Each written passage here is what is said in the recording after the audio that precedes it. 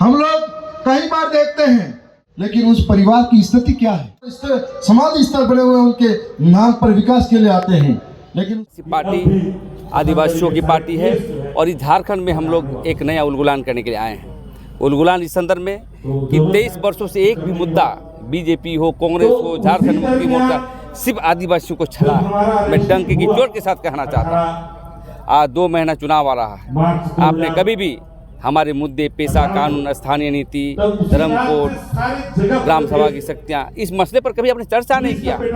जमीन लूट जोरों पर है, तो हम लोगों ने प्लान किया है कि झारखंड में भी जिस प्रकार से पूरे देश के आदिवासी कर रहे हैं, राजस्थान में विधायक जीत रहे हैं, उसी प्रकार हम लोग यहाँ पर भी 81 विधानसभा में हम लोग प्रस्ताव देंगे केंद्रीय कमेटी को कि यहाँ पर आकर के वोट से जीतेंगे। और हम समझते हैं ये महासमागम आने वाला समय में एक चुनौती भरा है और मील का पत्थर साबित होगा और देखने का मिलेगा कि ज़्यादातर विधायक हमारे हो।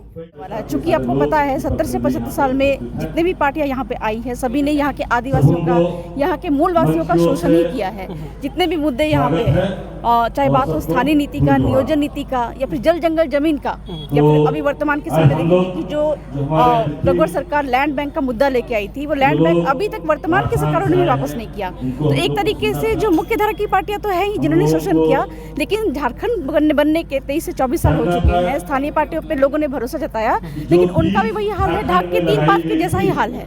तो कुल मिला के लोग त्रस्त हो चुके हैं और वर्तमान के समय में भारत आदिवासी पार्टी को सोशल मीडिया के माध्यम से, न्यूज़ मीडिया के माध्यम से, रील्स के माध्यम से लगातार लोग देख रहे हैं। और देखने के बाद में जितने भी सांसद विधायक लोग अभी बने हैं नवनिर्वाचित, कहीं ना कहीं कानून संविधान की बात करते हैं, जानकारी रखते हैं और सदन पे जाके जो बातें बाकी के मुख्य धारा की पार्टियां, स्थानीय पार्टियां नहीं करती हैं, बहुत सारी बातों को वो रखते हैं और फिर बात को रखते नहीं है बल्कि इम्प्लीमेंट की हद तक जाते हैं।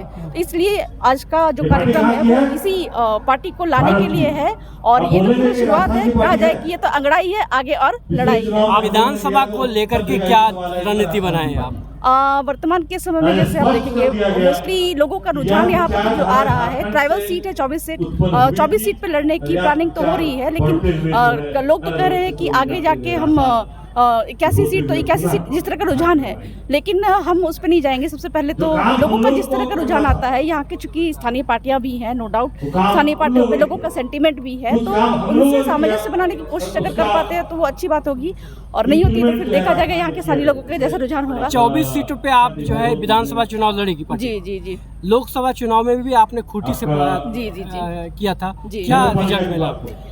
खूंटी में तो मैं ऐसा तो नहीं कहूँगी कि वहाँ के लोगों ने हमको नकार दिया, क्योंकि जिस तरह का रुझान था, या फिर कहेंगे कि अभी वर्तमान के समय में एक हमारी जो सांसद प्रत्याशी रही थी, जो कि एक पार्टी छोड़ के दूसरी पार्टी में गई थी, ग्राउंड में उनका वेलकम कोई ढंग तरीके से नहीं हुआ था और हमारे लिए उस तरह का व्यवहार लोगों के बीच में नहीं था। तो लोगों की तरफ से स्वीकृति तो थी, लेकिन जो समय था, ये समय था 2 मुख्य धारा की पार्टियों के बीच की लड़ाई थी, भाजपा कांग्रेस के बीच की लड़ाई थी। एक सरकार को हटाना है, दूसरी सरकार को लाना है, तो लोगों को उस पर विश्वास था कि हमको मतलब जो 400 पार का नारा लगा रहे हैं वो सरकार को बदलना है, जो संविधान बदलने की बात कर रहे हैं उस सरकार को बदलना है। इसलिए उन लोगों ने कांग्रेस पे भरोसा दिखाया, जो जितने भी ट्राइबल लोग हैं उन लोगों ने। तो जिस तरह से चंद्रशेखर आजाद को देखेंगे, 4000 वोट लाए थे शुरुआत में, अभी 1.5 लाख के वोट मार्जिन से वो जीते हैं। तो कुल मिला के लोगों ने यही बात कहा कि जिस तरह से चंद्रशेखर आजाद ने भी यही बात स्टेटमेंट कही थी कि अब लोगों ने हमको साफ मना कर दिया, इस बार तो आपके साथ नहीं दे पाएंगे, लेकिन अगली बार आपको मौका देंगे। तो सेम यही बात हमसे खूंटी के क्षेत्र में, लोकसभा के क्षेत्र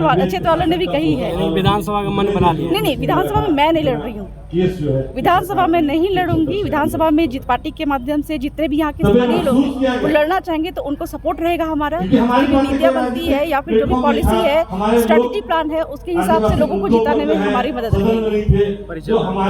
बबीता कच्छप, राष्ट्रीय सदस्य भारत आदिवासी पार्टी और वर्तमान में झारखंड का प्रभारी।